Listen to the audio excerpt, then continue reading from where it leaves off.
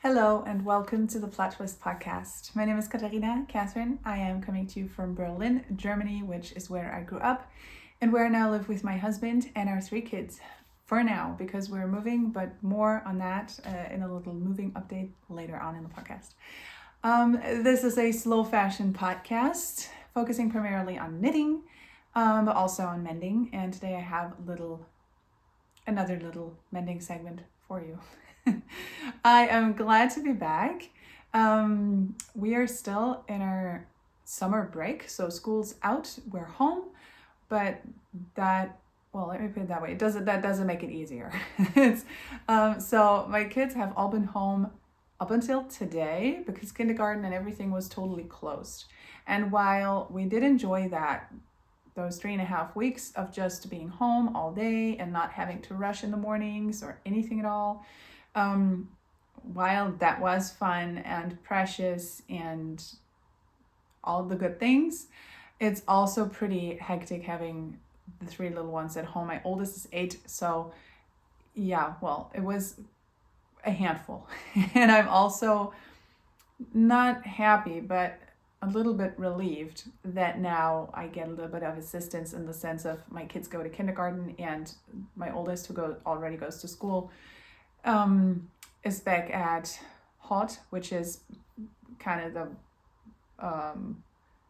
the kindergarten version where they get to go outside of school, if you will. So, and over the holidays, that is not always, but for parts of the summer break, that is an option. And so we are able to take that.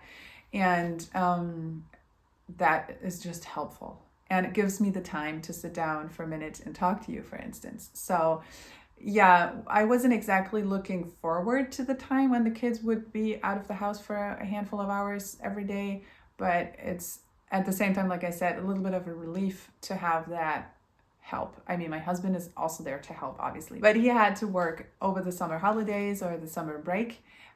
He has to work over all of the 6.5 weeks of it because he had to postpone the break he can take from work for when we can renovate our new house, our new home.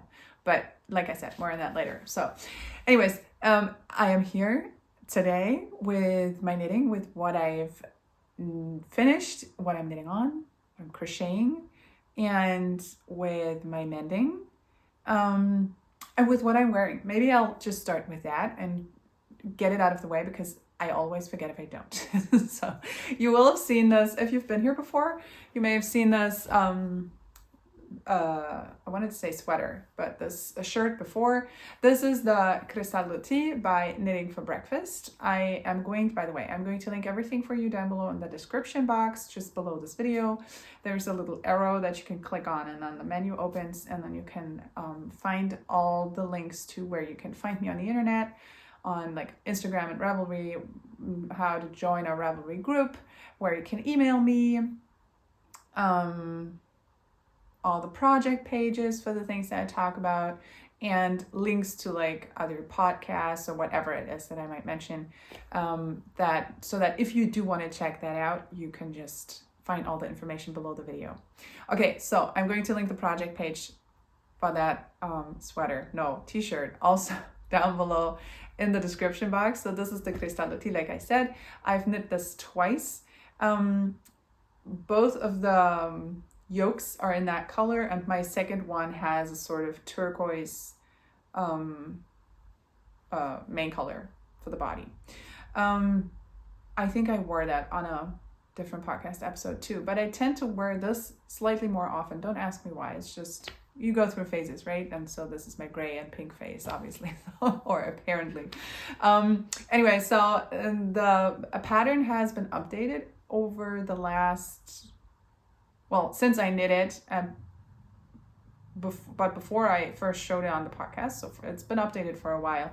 Now it includes a bigger range of sizes, and I think it's just generally been tweaked in many places. So it's a definite recommendation. I think the design is just beautiful. It's classic, it's timeless, it's also a little bit effortless, I have to say, because it looks like it's there's a lot going on, but well, it's lace knitting. So all you do is knit two together and yarn over, and so it isn't hard. You just have to follow the chart.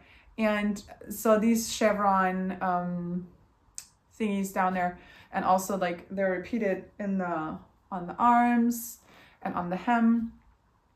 They're not hard to knit. Like I had never knit those before, and you just follow the instruction and you're good to go. So it's really, I don't know if I can say beginner friendly because it depends on the beginner, but if you're just able to follow the chart with yarn overs and knit two together, so you're really good to go. I knit this out of the Rerum Natura Penelope, I think. That is their, I don't know what's exactly in that base, but that's their base with wool and silk and something, I think. But so that's sort of their summery base. They also have a linen base, which I've never tried, so I can't say anything about that. But that turned out to be the perfect base for this pattern, because for me it worked perfectly to get gauged, and it's just perfect. Like it's not a splitty yarn, so it's really good for the lace yoke. It bloomed just right with the soak. It was a delight to knit with. It is amazing to wear. So it covers quite a wide range of temperatures, considering it's wool and considering it's lacy. So you do feel like today it's pretty windy, because thank God we haven't had a hot summer. Now we have had very hot days, but overall it's pretty rainy and not really warm summer temperatures. So perfect, if you ask me. That's the perfect summer. But yeah, so it can get a little cold. But even today, when it was pretty cold in the sense, like for summer it wasn't warm, like it was something like 16 degrees Celsius, something like that. So pretty cold. That was okay, and I can wear it up to like 22 degrees, I want to say. That's when it starts getting really warm. I have no clue what that is in Fahrenheit. But so the transition from summer to fall, or spring to summer, it's a perfect piece for that. But it turns out this summer when I had already tucked these two away for the summer, because I thought, okay, see you in a few months. But for this summer, they turn out to be pretty perfect too, because of the changing weather. I cannot wear them all days, but often, and I do wear them often because I love those shirts and I love wearing my hand knits, and yeah, yay for this summer, if you ask me. Anyway, so that is my Cristallo tea. I don't know what else to say about it. I forgot the needle size and everything, but you can check the project page or pages if you need information on that. And it's a huge recommendation. It is a huge recommendation. It's such a fun knit, and I think it looks pretty fun too. Let me take away that pillow because that smushes everything up. So yeah, it's gray on gray, so I don't know how much you can see, but that's what I'm wearing today. Okay, let me move on to finished objects. I want to recommend, because I've been on a sock kick, I want to remind is the word. I want to remind you of what I've been finishing a few episodes ago, because now my new finished pair of socks is attached to that, or tied to that. I've woven in all the ends, but I haven't gotten around to blocking those socks, so that's why it's still a little bit of a wonky affair here. But it is what it is. So you may or may not remember that I knit these socks with scrap yarns, hence the nature of the sock, hence the scrappy nature of the sock, and two cuffs that won't match, but that was what I intended. So these are two socks that I knit for a friend. I bought this yarn. I'm going to talk about it in a second. So I'm going to show you first, and then I'm going to tell you what it all is. I bought a 100 gram ball of this yarn. So this is commercial German sock yarn, and I had matching, in terms of like matching in quality, scraps at home from when I knit those little mittens for as an advent calendar for my kids. That beautiful advent calendar mitten pattern. I'm also going to link this down below. It's a free pattern. It's amazing. And my kids love it. And I have had the joy of knitting 3 of those in my life. And I think I'm gonna, yeah. Oh, that reminds me. I wanted to redo some of the mittens of my very first calendar. So for my oldest kid, because in some, the contrast is really not there, but he didn't want for me to knit new ones. He wanted, I think I might be top stitching or something like that. So that's going to be a mending project for the next few months, probably for December, if I'm being quite honest. Anyway, so that was a tangent, but that's what I finished. I don't know. I want to say a month ago, something like that, or over a month ago. Then I had cast on a second, whichever one now. It doesn't matter because they're identical.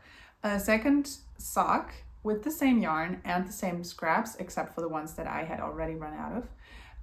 For some reason, I knit a longer cuff, which I wouldn't do that again, but well, it doesn't matter. It's just a scrappy sock. And I think I'd finished one sock, and then cast on another, but I was still stuck on the cuff. And I measured this one on my oldest son's feet, because this is going to be a mother-daughter set. I'm going to show you in a second. So, and the daughter is about the age of my son. So I only cast on, I cast on 60 for the adult sock. I cast on 56 for that, because I thought fewer stitches might be not enough, because I mean, you hear 8 years and you think it's a small child, but he is pretty tall, and they have very big feet, and they have long legs. So, and also I want those to fit for a year or two. So I didn't think I didn't think fewer stitches would make sense. So I went for just that tiny little difference in stitch count, right? I'm having a language day today where I can't think of words. That often happens to me, also in German. Ever since my pregnancies, I really have issues finding words, the right words. So be patient with me. I'll always get there. Sooner or later, I'll find the right word. It's just a matter of minutes sometimes, but often just seconds. Anyway, so this is my sock that I had finished, and I have taken this out of hibernation and finished the second one. So here you are, 2 socks, and this completes the mother-daughter set. You can see a slight difference in, how am I going to do this gracefully? A slight difference in size, a little bit. So there are 4 socks. This looks very Christmassy, right?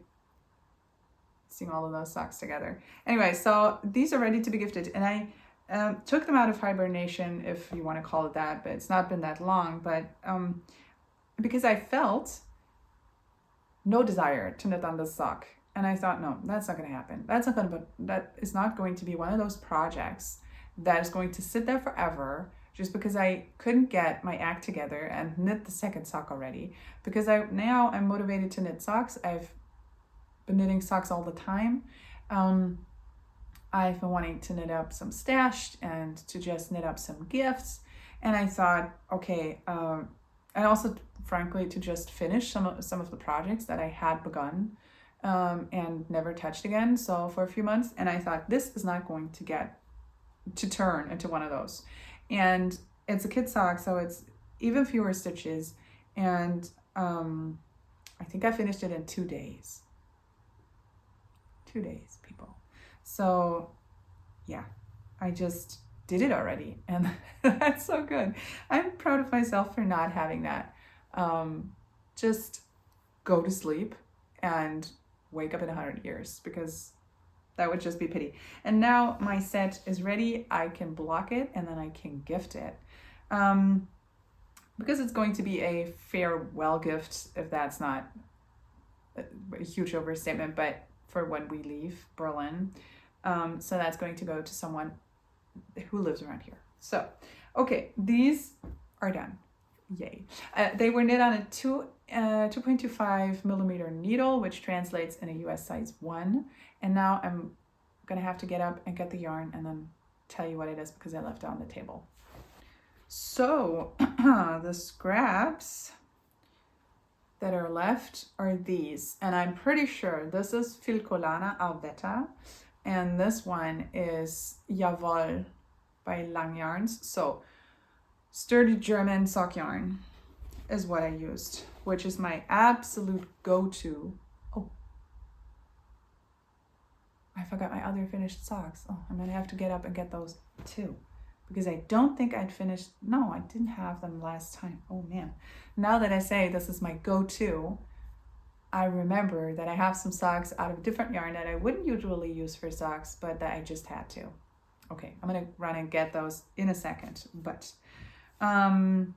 so this is, I never remember this, Austermann by Scheller. So this is the very crumbly tag. And that's that one. And that, I am happy to report, is all that I have left of my 100-gram ball. So I didn't weigh those yet. Well, I should do that. But this is, well, under 10 gram for sure. So this is just a tiny little bit left. That goes back into the bag. Back into the bag. And I'm gonna have to put that, where it belongs. And I plan on knitting socks for my kids, ! Because I don't usually do that because we have wooden floors and they will just fall. They will just fall. They cannot wear socks here. And when they wouldn't wear woolen socks and put on house shoes or slippers of some sort because that's just going to be too warm for them. My kids are very warm all the time, which drives me up the walls because they don't put on as many things as I would want them to. And I'm constantly thinking like, oh my God, they're going to be sick. And then I'm going to be stuck home with sick kids and I cannot face another 3 weeks of coughing and all the things. But usually that doesn't happen because they're just much warmer than I am. So all of this is going on in my head, right? But now with the move, they're going to run around the garden, which now we live in an apartment, so we don't have a garden to run around in, but they're going to be out and about a whole lot and in all kinds of weather. Much more than now. I mean, obviously, like yesterday we went for a walk in the pouring rain and it wouldn't stop at all, like at all. And that was so much fun. The kids were so happy and I was super happy. We were all dripping wet despite the umbrellas and everything when we came home. So it was crazy weather. It was so much fun. But well, that's the exception now, right? But with our own garden, they're going to be out and in the wet, damp grass all the time. So they're going to wear their rain boots. What are they called? Wellingtons? I don't know. You know what I mean. And so in those boots, they're going to have to wear some socks because the thing with those rain boots or whatever they're called is that they can get pretty cold. I mean, they're practical. So when you wear them, it's usually so cold that they're a little cold. And I thought I'd knit them socks that go all the way up to the knees so that they can wear them in those shoes and they're designed for those. Because when the socks get wet, it won't be as cold in those boots as if they were wearing cotton socks and those get wet because that's cold. I hope you understand what I mean. I hope I can make myself clear. Now I'm going to run and fetch those other socks so I can show you. So I'll be back in a second. Okay, I'm back. Interesting because when I wrote up my notes for today, I felt like something was missing. I thought there's something I'm forgetting. That's what I'm forgetting. Why is my voice not quite there today? Why is my voice not there? I don't know. Anyway, these are my socks. And they're fantastic. These two were knit on a 2.5 millimeter needle. No, hold on, 2.25, so like the others, which is a US size 1. There you go. And these two are completely finished with ends woven in and everything, but unblocked, or they haven't had a soak yet, a bath. They haven't taken a bath. But look at them. Well, I'm going to tell you about the yarn because it is delightful. Those are knit out of The Loving Path, who is Debbie from Canada. Hi, Debbie, if you're watching, which I don't know that she is, but maybe you are, in which case, hi. So Debbie hand dyed this yarn. This is her high twist sock base. Is that right? Yeah, it's our high twist base, which is, I think, superwash merino yarn. And the colorway is Supernova. I'm going to hold it up close so you can see better.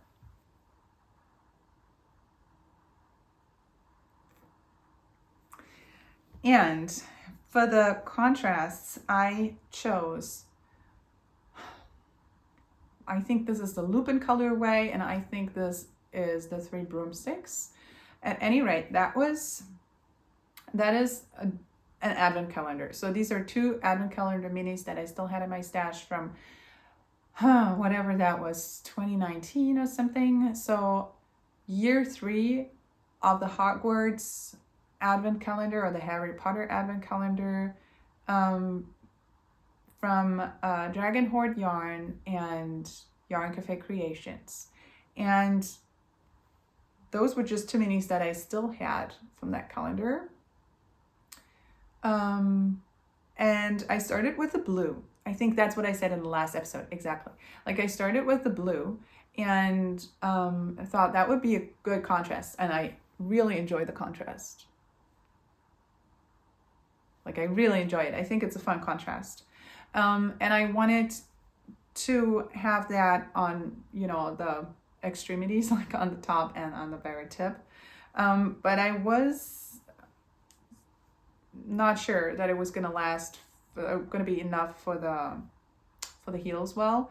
But I didn't want to run out, and I didn't want to play yarn chicken. So I went for this colorway, which I think is called the 3 broomsticks, for the heel, or heels, I should say, for both sides.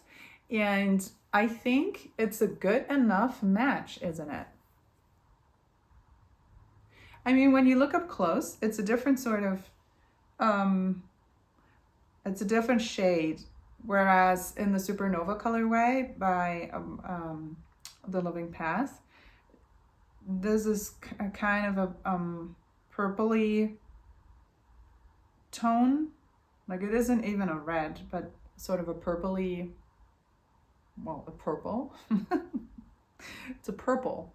Those darker specks in the yarn are purple. And this is a sort of a rusty red with browns and also purple in it. But they do match. I think they're a good enough match, and I'm really happy with how they turn out, because the heel is not too big of a contrast, which doesn't matter at all, because I wanted those the cuffs and the toes to be to stand out more. And those were so quick to knit because I took them on 2 long train rides, because I went to see a friend who lives further south in Germany, and my trains were ridiculously delayed too. So yeah, I just went for a weekend. I went on a Friday and came back on a Sunday, and I think I might have even bound off on the train. But also I had another project with me that I didn't even touch. But I also knit on those because it was just a delight. This yarn is so amazing to knit with. Like, I knew that before, but I said last time how I have been thinking about this skein of Supernova, and I didn't really know what I wanted to become. And eventually I did, and it was crystal clear to me that these were meant to be socks. And yes, I always say, like, if you have a precious yarn, you're gonna wear holes faster. But I'm just going to tell you, I'm going to see how far they last me. I think they're not going to be worn. Like, I don't wear them in my boots or anything, like outdoor shoes. I wear them in my house shoes at home. So I think they're going to be good for a while. And if they break, I'm going to mend them. I'm not going to throw them away. I don't ever throw socks away, which may not surprise you, that have holes in them. Because Molly of a Homespun House talked about that on her recent podcast. And I was like, oh my goodness, did I just hear that? No judgment if you do. I could never do it. I think I put so much effort into making these. And apart from the fact that I find it wasteful to throw them away, but I mean, I love my socks. I want to keep them. I don't ever throw them out unless they're totally gone. But I have yet to come to that point where a handed sock is so beyond repair that I have to throw it out. It's never happened to me. I've been a sock knitter ever since I was like 13 years old. So for almost 27 years, my friends, it's never happened to me. So yeah, anyway, so these are finished. These are a delight. I have more than half the skein left. So I was just shy of using 50 grams of the main color. So I'm thinking about, what will I do with the other half of the skein? Maybe another pair of socks and give them to someone so we have matching socks. That might be fun. Or not, and do something else. I'm just gonna let that yarn sit there for a moment and tell me what it wants to become. So that's another finished object. Okay, now for works in progress. I'm gonna start with my blanket that I've shown you last time. And I've made my jelly roll blanket, and I've chatted a bit about that last time around, so I'm going to try and not talk about it too much now, but I just want to show you how much progress I have made. And so I am knitting the jelly roll blanket I have by Kay Jones of the Bakery Bears. Again, I'm linking everything below if you want to look up the pattern and whatnot. I have completed 5 strips, and I'm on my, where is it? On my 6th, which is almost there. So that's my orangey one, orange and yellow. So I'm going to hold it up and cover my face entirely. I'm going to shut up so you can look at the thing, and then after I'm going to tell you what I did.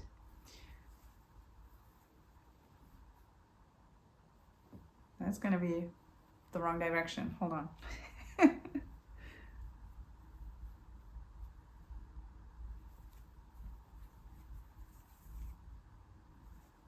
There you go. So that's my blanket. Like I said, hold on. Need to manage my yarn so it's out of the way. That is the strip I have knit last, or I'm currently knitting on. I think I was about maybe halfway through or something when I last talked to you, somewhere here, possibly. Anyways, I haven't knit on it as obsessively as before, but I have made progress, every once in a while in the evenings when I thought, okay, so I have about an hour to knit, what can I grab? And I couldn't focus on something, then I would, take out this blanket and give it some love. So I've added in this big mini, and that I think was also still from the from the advent calendar by Yarn Cafe Creations and Dragon Horde Yarn. So that must also have been a leftover, not leftover, but still in my stash. I included this glittering, I don't see it, I don't know if you see the glitter, but that's a mini that I got from my friend Claire, hi Claire, in one of the advent calendars, which I don't remember which one, but that doesn't matter. That's an advent mini from either a Homespun House or the Dragon Horde one, I don't know.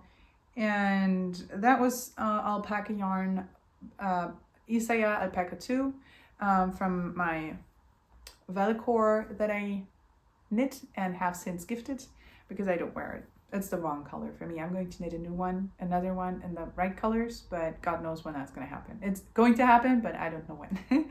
And that is the Fool's Gold colorway by Hedgehog Fibers that I have from when I knit a sweater for my son, who picked out the color.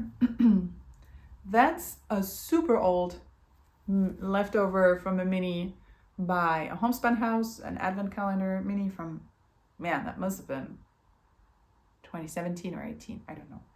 And now I don't remember what this is, just some yellow yarn that I have, and then soon I'm going to be finished. I'm gonna have to add in another color, but yeah, I have enough. Interestingly, I have enough orange and yellow, even if I don't usually knit with that, but yeah, now I found a good use, and this blanket makes me so happy. I'm knitting it, oh, I'll show you again. I mean, all the ends are going to be snipped off once this is soaked. And I think when I finish this stripe, I'm going to soak it, let it dry, and snip off the ends so that I'm at 6 stripes or strips. And then it's just going to look nicer and not have that super in progress vibe to it. That makes sense. So it's going to look a little bit more polished. I love it. I enjoy it. Yeah, I'm knitting it on a 2.5 millimeter needle, which is a US size 1.5, and that's that. So that's my project for when I just need something super mindless that I can just go on autopilot on. And that's that. That's my jelly roll blanket. More info on my Ravelry project page. Again, words. Okay, and then I've been crocheting something, and I've shown you before. I've shown you before. But I'm going to give you a little update. And this lives in my little summery, or even rather like spring-like bag. It says spring to me somehow. Spring and early summer. Well, none of this is happening here, but anyway. So I'm knitting a jacket for my daughter. No, not knitting, crocheting. And I'm crocheting a, what's it called? Hexagon, right? A granny hexagon. Look at that.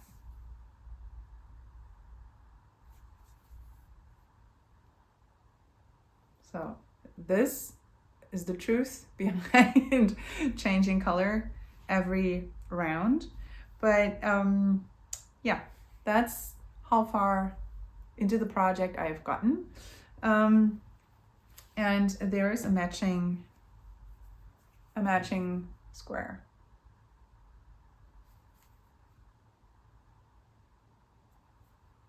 So there are 2 very colorful, very happy hexagons. Hello. So what I'm going to do is, I've said that before, but I'm quickly going to show you. Oh, how does it work? No, hold on. No, it doesn't. Okay, I'm going to have a half a jacket here and another half. This is harder than I want to make it look, but okay. And that's the other side, right? You're going to attach them like this.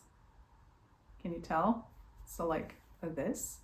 And just sew them together in the back, or crochet them together, or do whatever you want. And then crochet them shut on the top up until maybe here, so I can flop open and be a cardigan and live its cardigan life.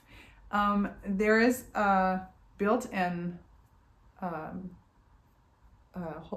buttonhole is the word. Oh man, today you really get like the real version of me. Like don't even know the words for the most basic things, but sometimes that's just what you're dealing with, right? So you can imagine how it's going to turn out, right? And I think the armhole is definitely big enough. I would not want to make the entire, I always want to say square, hexagon even bigger so that the arms get wider. Because at some point I think they're going to get in the way when she plays. Okay, I can always make them longer just by adding a tube of granny stripes, right? If I decide this is not a good length, but I want for her to be covered up until her wrists, then I can always do that. But what I am now thinking of doing, because around the chest and belly, it's not going to be wide enough. She's 2.5, she's tall. All of my kids are very tall. So there has to be a bit more fabric. And I think I'm just going to crochet, down the back and the bottom and then up. So only over 3 sides. And maybe then even add a little bit only in the back, but I don't know. No, maybe that's gonna look funny. But anyway, so I'm going to make it a little bit longer, but definitely a little bit wider. And then I'm going to attach them. The thing is, I've told her this is going to be a jacket for her, and she keeps telling me she doesn't want it. She says, in her own little language, she tells me she doesn't want that. And I keep telling her, okay, you don't have to use it. We can give it to, her friend Greta, or I can make it bigger. I tell her, okay, so then I'm going to wear it. I'm just going to make it bigger. And she says, no, I don't want it. I don't want it. And that makes me a little sad because I feel like maybe she really doesn't want to try it on. And then again, if that's the case, then that's just what we're dealing with, and we're going to give it away to, whom, like to her friend, and that's going to be good. They're going to be happy about it. We're going to find a recipient, in other words. And if she really doesn't want it, then she doesn't want it, and she doesn't have to wear anything just because I made it. And also, maybe once it's finished, maybe she wants to wear it then. Could be. When it's finished with a fun button. And I have such fun kids buttons, so that's not going to be a problem. So I can make it look more appealing to her than this. But yeah, let's just see. But I'm still planning on making one of those for myself, but on a bigger gauge and with much bigger yarn. So it doesn't take me half my life to crochet this. And crochet is hard on my shoulders, so I have to see how I can make do. But anyway, so this is the progress that I've made. And this is how I plan on proceeding going forward with that project. Okay, let me pack this up and put it back in a bag. I'm using a 3.5 millimeter hook, which is a Knit Pro or Knitter's Pride hook, and I don't have any more information for you on that because I don't know what the hook would be in US terms, but that's what I'm using. And it won't be long before this is off the hook or finished. And I'm excited for it because it makes me happy. I don't care if it makes her happy, but it makes me happy. It's about the process of crocheting it, and yeah, it looks like a very fun, bright, colorful, happy jacket for some little girl out there, or boy for that matter, who wants to wear that. And then I cast on another project, but only yesterday. So don't expect anything because I'm just going to inform you of what I'm going to do because there is hardly anything to be seen. So this lives in my little Mondim bag, and rightly so because it's a Mondim sock yarn project. I'm going to knit another one of, oh man, now I don't have a sock to show you. Or do I? I do. So I don't have to show you half the pattern. Hold on. I'm gonna run for a change and fetch something. And by the way, if you see those little kids' tattoos on my arms and the flamingo up here, they're from the birthday that I went to. I have more. I had a monstera on my arm and a palm tree on my shoulder. They're from a birthday that I went to, and that was Hawaii themed. And they had all sorts of stuff in the kids' tent, because there was a kids' tent with a whole bunch of like outdoor plays or games, and that was super fun. And there was a table where they could sit and do different like activities, amongst others, put on these little kids' tattoos. And when I was caught in that kids' tent for, I want to say, 15 to 20 minutes during a really heavy downpour of rain. I sat there with a bunch of girls and with another grown-up, and we thought, okay, so now might be the time to get some tattoos. And that's what we did. And a little girl chose those flip-flops for me, and they're glow in the dark, which I didn't know. But every time that I take my kids to bed, I realize, oh, okay, these are glow in the dark, and they won't go. Like, they last forever. The birthday has been over a week ago, and those tattoos won't come off. That's all I can say about this particular style. So it wasn't meant to last that long. Anyway, so the socks that I've just cast on are the same pattern that I finished last week. So the Rainbow Connection socks by Kay Litton of the Crazy Sock Lady.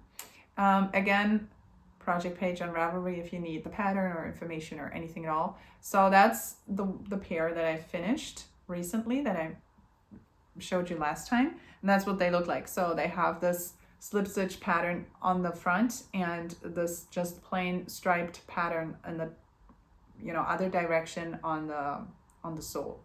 So I find this to be such a fun pattern. It is super engaging. It is, well, mindless almost, because it's super easy to memorize. Especially if you've knitted 3 times or even 4, like I have. I think this is now my 4th pair. I think so.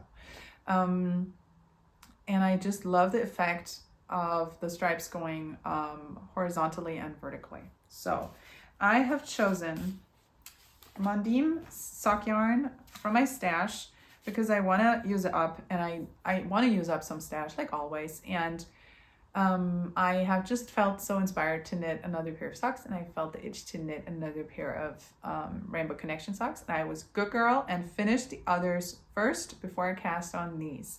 So that's why I only have the slightest bit, but I'm going to show you the yarn first.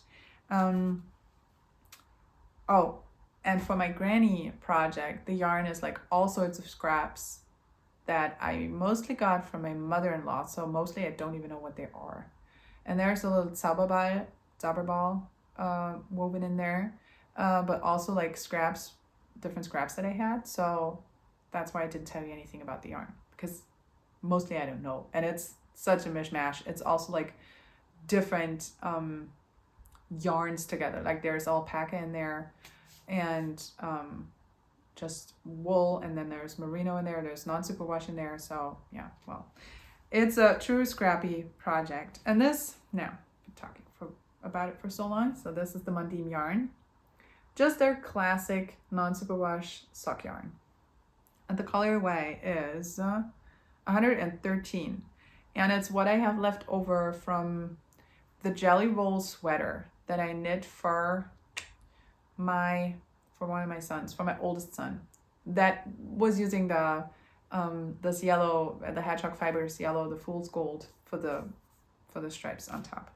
I can also link that project for you because it's super fun. I've knitted for 4 out of 5 family members. So my husband didn't want one, but the kids got one and I have one. And now they're all, I think, grown out of their respective sweaters. 2 of my kids can use the next the next largest sweater. Is that how you say that? But my oldest son will have to get a new one, or, well, if he wants one, and if I can make the time, because I have so many sweater projects waiting to be cast on. But that's a different story, very different day. And that's the second color, anyways, that I bought for a pair of socks that I swatched for and then never knit because it just wasn't for me. That's color 211, so 211. and that is just their tonal yellow. So that is going to be the contrasting color. That is going to be the main color. And I cast on with the 2.5, so US size 1.5 millimeter needle. I have to untangle this mess. And for the cast on in first round, and then I switched to the 2.25, so US size 1 needle. That's what I always do, so the cuff doesn't get too tight. And I went for a 2x2 ribbing. And that's all I have, my friends. That's all I have. Just the mini beginning of a new sock. And I'm very excited for those. But I was so tired yesterday evening that I just couldn't work on those any longer, so I put them away. And yeah, that's what that is. Just a tiny beginning, but I cast them on, and I'm going to keep you informed on how these go. And I hope they're going to work up fast, and then I have another pair of socks to gift. Granted, these are going to be non-superwash, so they have to be gifted to someone who is capable of not throwing them in the machine or in the dryer or both. And I don't want to, like, that sounds mean when I say that. I don't mean it, but not everyone to whom you gift your knits is willing to hand wash, and you just have to take that into account. So I have to give those to someone who will be careful enough with them, and then they can live forever. So yeah, if you've ever gifted something that you handmade, you know what I'm talking about. Okay, and that's all of my whips, all of my works in progress. So now for some mending. I will again give you, like I've done over, like for the last few episodes, I'll give you my stats, like how many things I've mended, like in the different categories of clothing, and then I'll talk about 2 particular projects.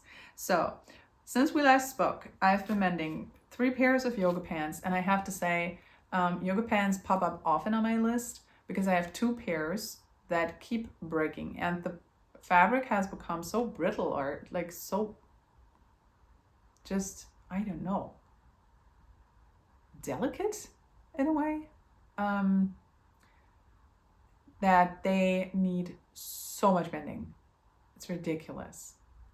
And I don't exaggerate when I say every time they come out of the wash, I need to mend 2 new holes.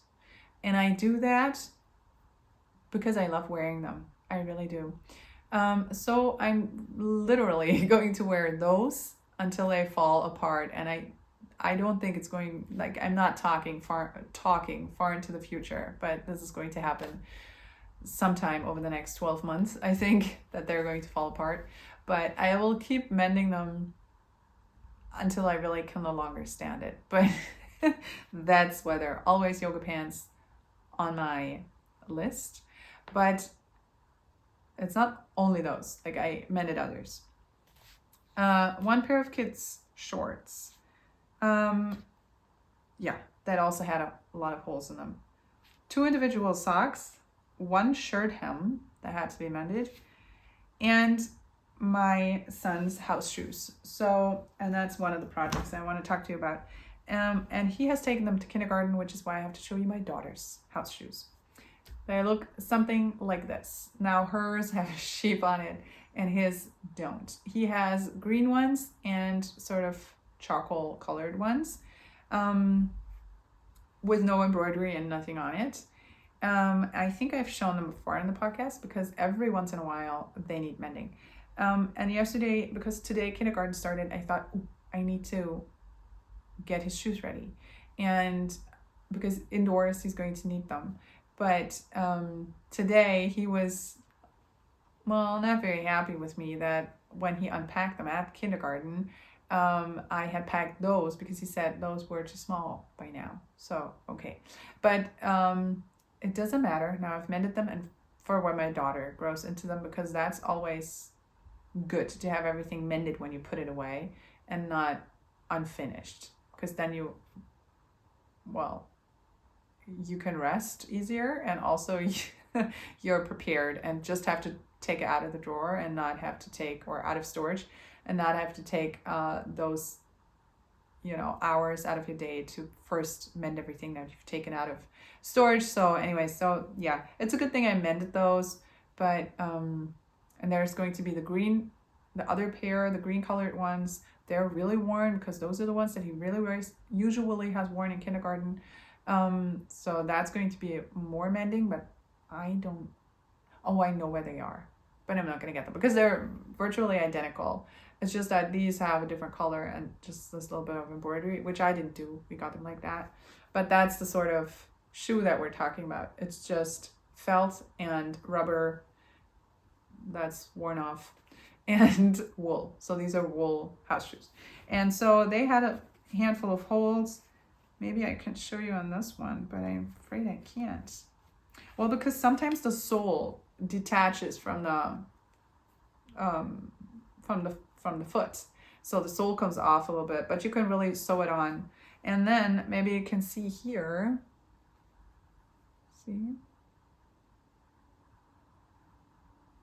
See that? I hope it did focus, but there is this area is wearing through.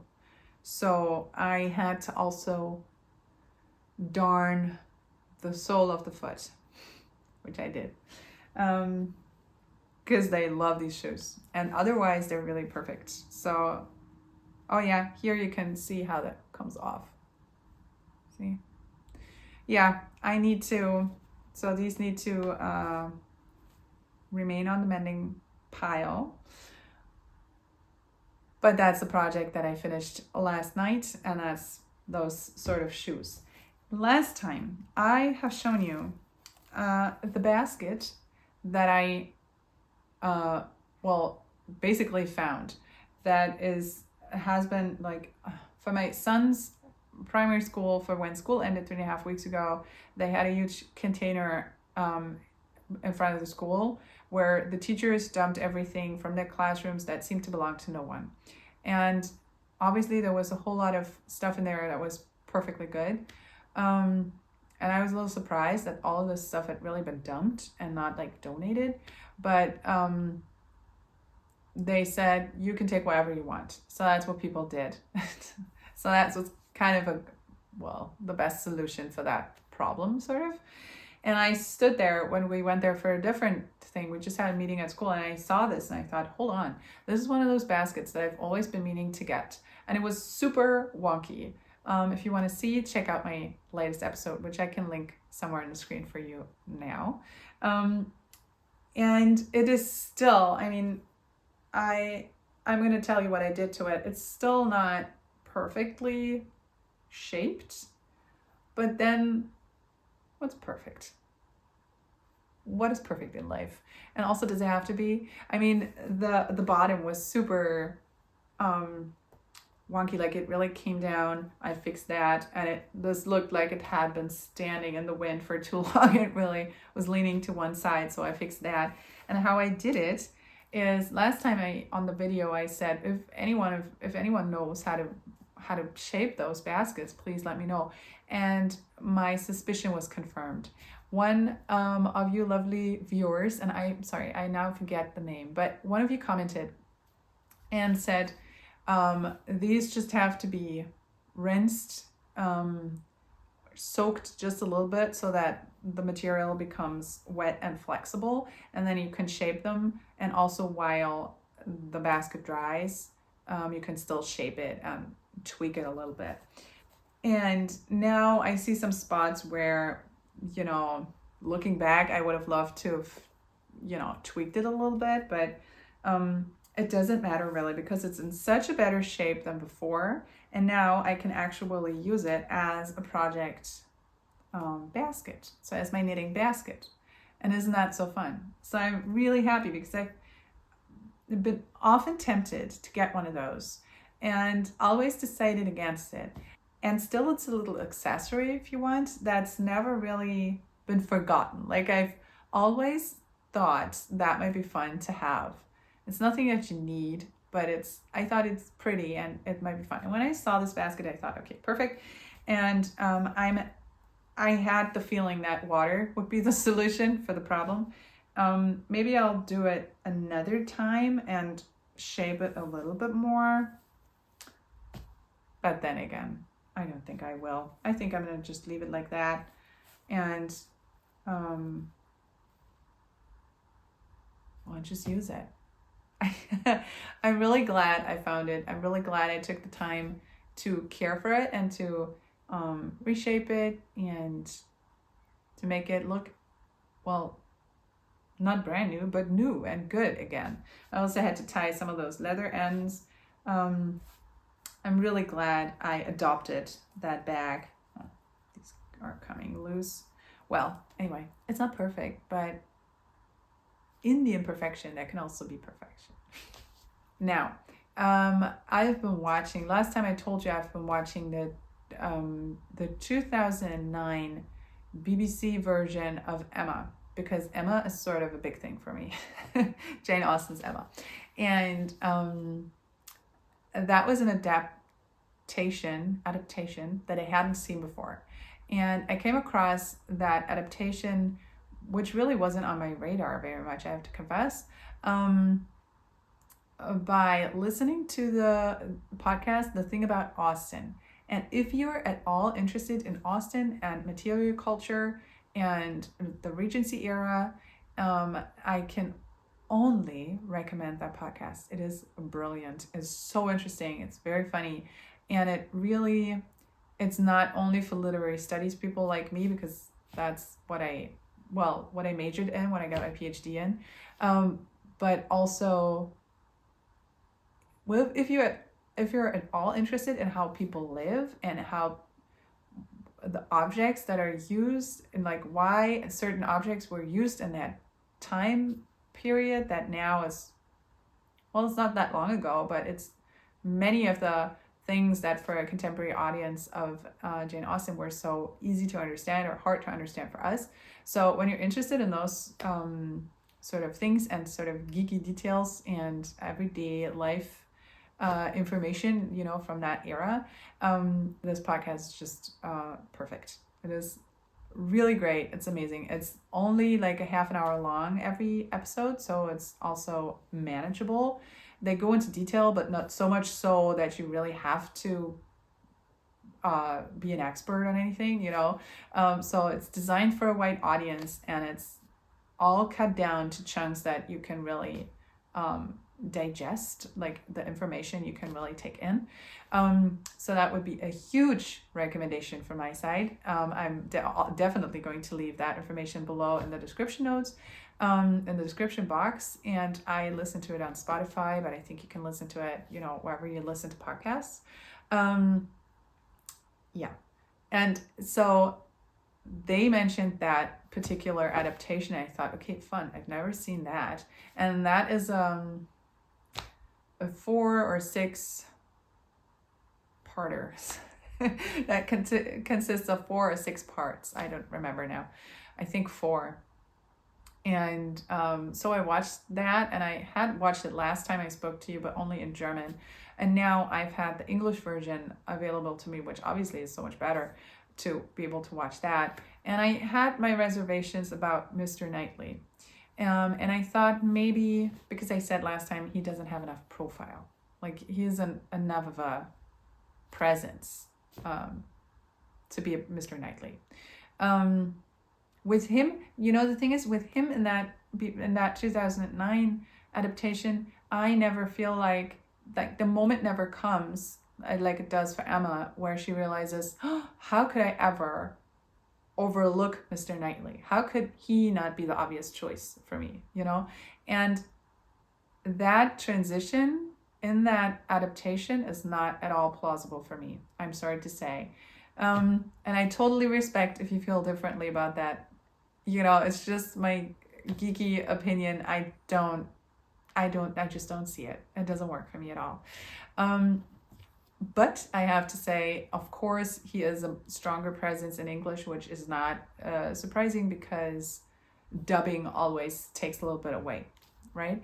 So yes, I do enjoy that version of, that interpretation of Emma.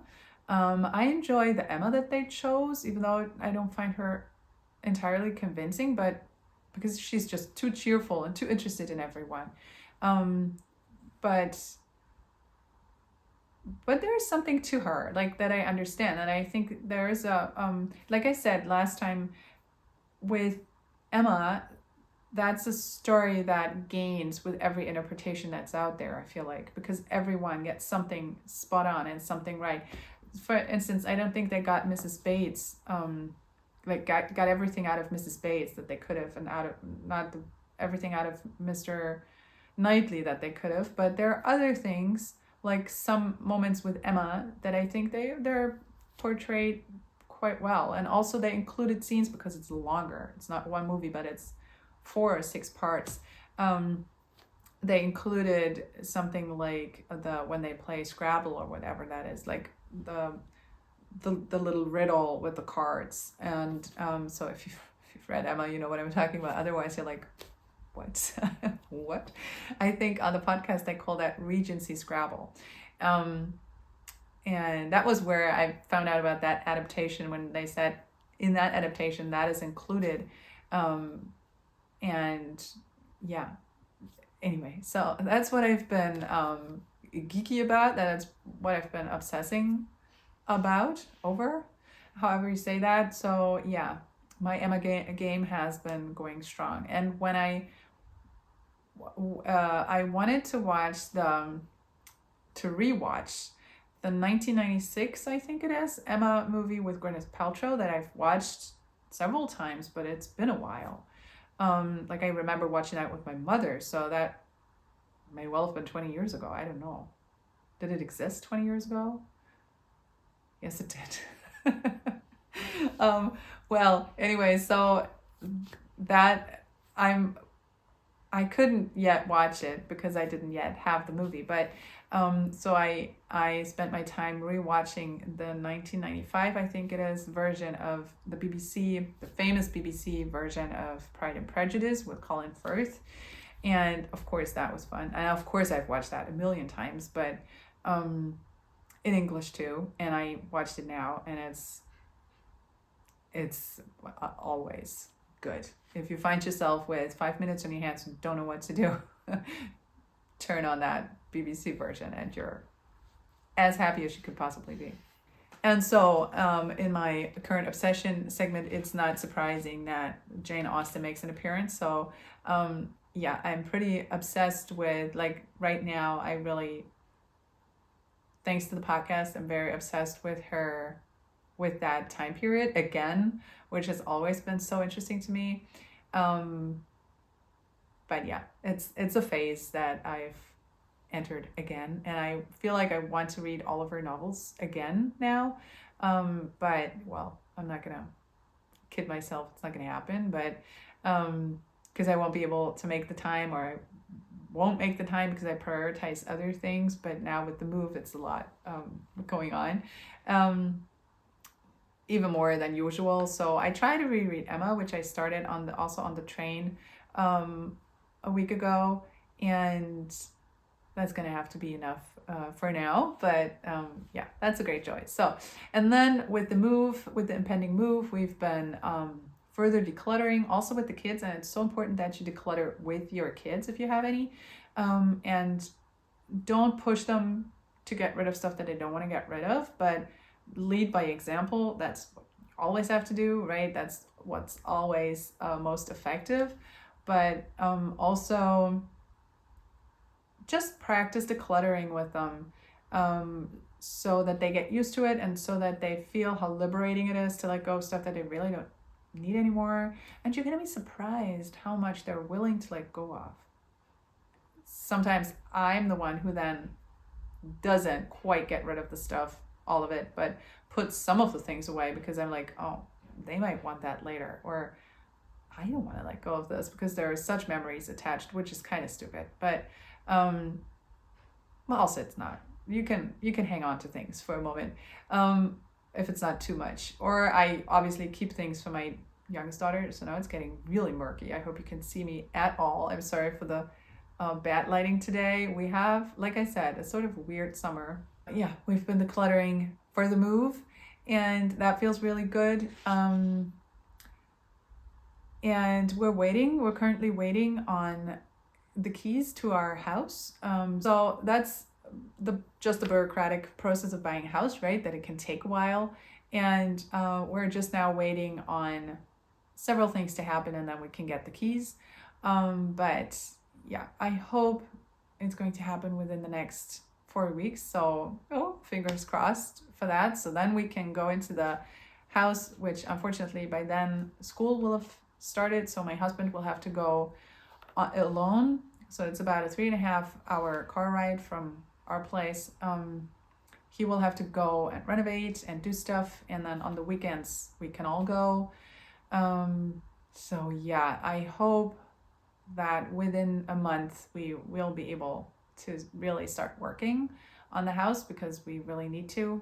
So that'd be good. We're currently waiting on that, and I'm doing what I can to like arrange other things that have to be arranged, like go looking for new sports teams and make sure everybody at the new school knows that we're coming, and go find a kindergarten and so on. So there are so many just phone calls that you have to make when you move, or letters that have to be written, and emails that have to be written, and people have to be notified, and all sorts of things. There's just a lot of office work that you have to do when you move.